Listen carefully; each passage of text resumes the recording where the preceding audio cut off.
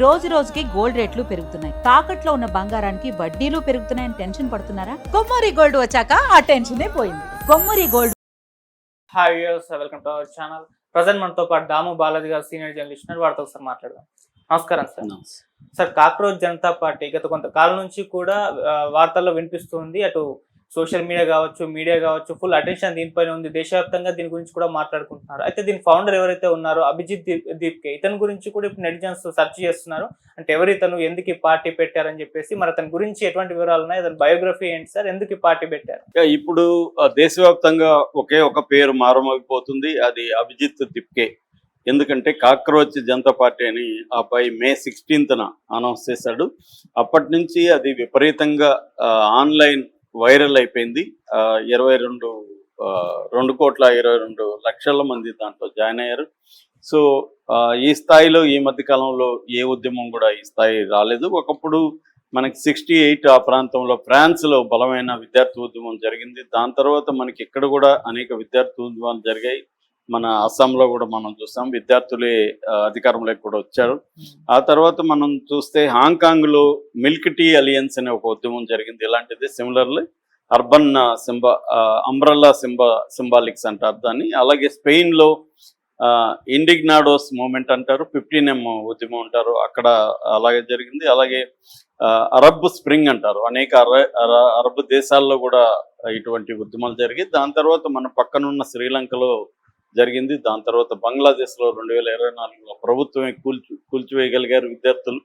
ఆ తర్వాత లేటెస్ట్గా నేపాల్లో కూడా జంజీ రెవల్యూషన్ జరిగింది. జంజీ విద్యార్థులు, యూత్ పాల్గొని నేపాల్ ప్రభుత్వాన్ని కూడా కూలదోయగలిగారు, కమ్యూనిస్ట్ ప్రభుత్వాన్ని.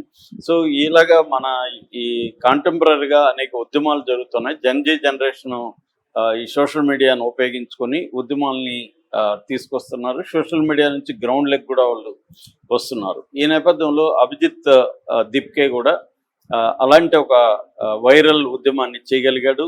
అది నిన్న సోషల్ మీడియా నుంచి అతను స్టార్ట్ చేసిన కొన్ని వారాల్లోనే అది ఫిజికల్ మూవ్మెంట్గా కూడా మారింది. దానికి ప్రధాన కారణం, ఇటీవల కారణం ఏంటంటే నీట్ యూజీ పేపర్ ఏదో లీక్ అయిపోవడం, దానివల్ల దాదాపు 22,70,000 మంది విద్యార్థులు అఫెక్ట్ అవ్వడం, అట్లాగే CBSEలో ఇర్రెగ్యులారిటీస్ బయటకు రావడం. దాంతో ఏమైందంటే విద్యార్థుల్లో సీరియస్గా వ్యతిరేకత ఉంది. ఆ వ్యతిరేకతను ఈ కాక్రోచ్ ఉద్యమం కరెక్ట్గా ఉపయోగించుకుంది. దానివల్ల ధర్మేంద్ర ప్రధాన్, మన కేంద్ర ఎడ్యుకేషన్ మినిస్టర్, రాజీనామా చేయాలని ప్రధాన డిమాండ్తో నిన్న జంతర్ మంతర్లో జరిగింది. సో ఈ నేపథ్యంలో ఇప్పటివరకు అమెరికాలో ఉన్న అభిజిత్ దీప్కే ఇండియాకు వచ్చాడు. అతనికి వేలాది మంది స్వాగతం పలికారు ఎయిర్పోర్ట్ నుంచి. అతను అంబేద్కర్ ఆటోబయోగ్రఫీ బుక్ చేతులు పట్టుకొని దిగాడు.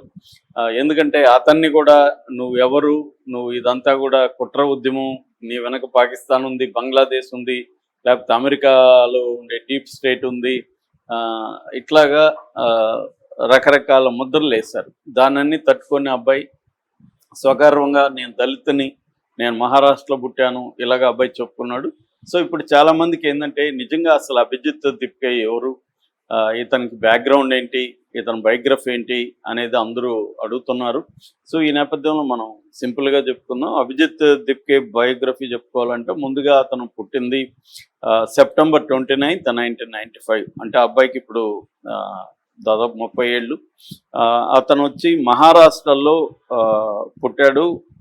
ఒకప్పుడు దాన్ని మహారాష్ట్రలో, ఇప్పుడు దాని పేరు ఛత్రపతి సంభాజీ, ఒకప్పుడు ఔరంగాబాద్ అనేవాళ్ళు, ఇప్పుడు దాన్ని ఛత్రపతి సంభాజీ నగర్ అని పిలుస్తారు. వాళ్ళ నాన్న భగవాన్ రావు, ఆయన MIDC అంటారు, మహారాష్ట్ర ఇండస్ట్రియల్ డెవలప్మెంట్ కార్పొరేషన్లో ఇంజనీర్గా 2025 వరకు పనిచేసి రిటైర్డ్ అయ్యాడు 2025లో. ఈ అబ్బాయి చిన్నప్పుడు వీళ్ళ నాన్న తనలాగే ఇంజనీర్ చేయాలని, లేకపోతే సైన్స్ గ్రాడ్యుయేషన్ చదివించాలని అనుకున్నాడు. కానీ ఈ అబ్బాయి కూడా అలాగే అనుకున్నాడు చిన్నప్పుడు. బట్ తర్వాత అతనికి జర్నలిజంలో ఇంట్రెస్ట్ క్రియేట్ అయింది. దాంతో పూణేలో సావిత్రిబాయి పూలే పూణే యూనివర్సిటీలో ఆ అబ్బాయి జర్నలిజంలో డిగ్రీ చేశాడు. దాని తర్వాత అప్పటికే అబ్బాయికి అంటే అర్లీ డేస్లో అబ్బాయి ఇన్స్టాల్లో చేరింది 2014లోనే ఇన్స్టాల్లో చేరాడు. ఇప్పుడు అబ్బాయికి 2,80,000 మంది ఇన్స్టాల్లో ఫాలోవర్స్ ఉన్నారు. అలాగే సోషల్ మీడియా మీద కూడా అబ్బాయికి ఇంట్రెస్ట్ వచ్చింది. ఆ తర్వాత ఢిల్లీకి వెళ్ళి ఆప్లో ఈ ఆమ్ ఆద్మీ పార్టీలో వాలంటీర్గా చేసి బేసిక్గా ఏంటంటే సోషల్ మీడియాలో కూడా మేము బేస్డ్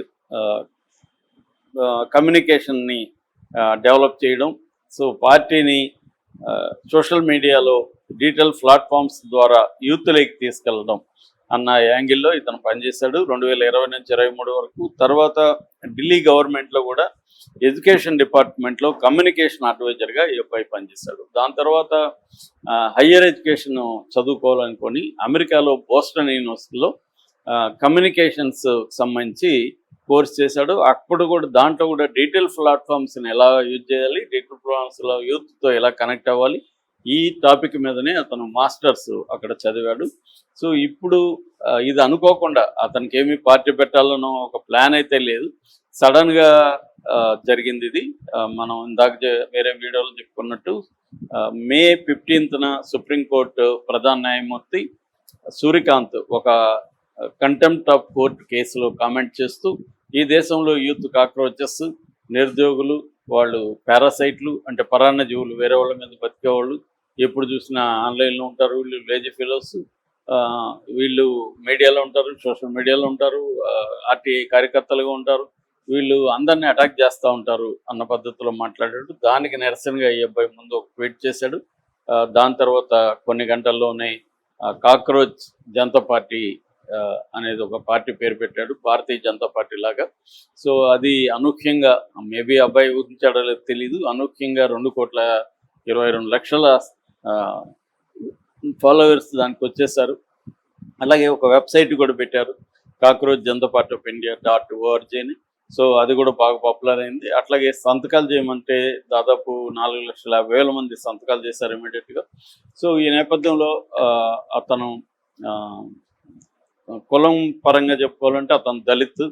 అతనే అన్నాడు, నువ్వు ఎన్ని మాట్లాడుతున్నావు, నువ్వు అసలు ఏ కులం వాడివి ఏంటి అనేది అతన్ని ప్రశ్నించినప్పుడు అతను ఓపెన్గా నేను దళిత్ కులము, మహారాష్ట్ర మాది సో అని డిక్లేర్ చేశాడు. దాని తర్వాత అతన్ని తొక్కేయాలని బీజేపీ వాళ్ళు రకరకాలుగా అతని మీద మామూలుగానే ఎవరైనా ఇది చేస్తే వాళ్ళకి ముద్రలు వేయడం అనేది మనం చూస్తున్నాం. అర్బన్ నక్సలైట్ అని, రాడికల్ అని, పాకిస్తాన్ టెర్రరిస్టులు ఉన్నారని తను వెనక, దీంట్లో చేరిన వాళ్ళందరూ కూడా పాకిస్తాన్, బంగ్లాదేశ్ వాళ్ళని ఇలాగ ముద్రలు వేయడం మొదలుపెట్టారు. దాని అంతా కూడా అబ్బాయి గట్టిగా ఎదుర్కొన్నాడు. ఎందుకంటే అబ్బాయి ఇవన్నీ అనుభవం కూడా ఉంది, సొంతగా పనిచేసినప్పుడు ఎదుర్కొని ఇది ఇక్కడతో ఆగదు. ఎప్పుడైతే నీట్ అండ్ సిబిఎస్ఈ సిలబస్లు ప్రాబ్లం అయినాయో ఆ కోర్సులకు సంబంధించి విద్యార్థుల్లో చాలా పెద్ద ఎత్తున ఉంది.